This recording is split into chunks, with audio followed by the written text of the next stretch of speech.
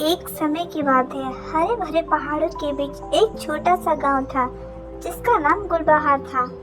इस गांव में हर मौसम में रंग बिरंगे फूल खिलते थे और तितलियां चारों तरफ उड़ती रहती थी। गांव में एक छोटी लड़की थी, चांदनी, जिसकी आंखें आसमान की तरह नीली और मन चिड़ियों की तरह चंचल था। वह हर दिन तितलियों के पीछे दौड़ती और सोचती, काश मैं भी तितलियों की तरह उड़ पाती।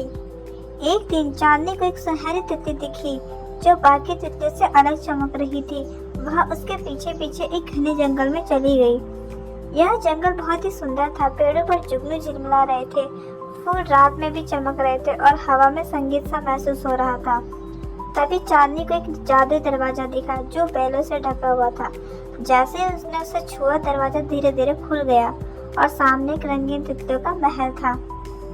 महल के अंदर एक विशाल पेड़ था जिसके चारों ओर हजारों तितलियां उड़ रही थी। बीच में एक सुनहरी तितली बैठी थी जो धीरे धीरे परी में बदल गई।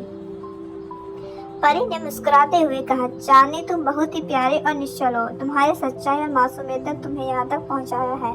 मैं तितलियों की रानी परिजान हूँ।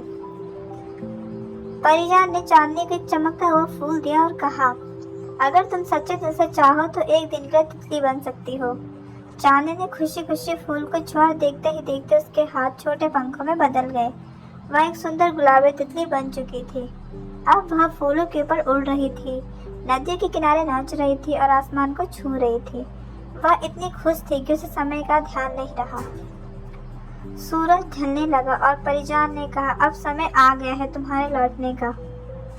जैसे चांदनी ने आंखें बंद की, वह फिर से वही छोटी लड़की बन गई और अपने गांव लौट आई। मगर अब भी जब वह जंगल के पास जाती, सुनहरी तितली उसके चारों ओर उड़ती और धीरे धीरे मुस्कुरा देती, जैसे कोई राज कह रही हो।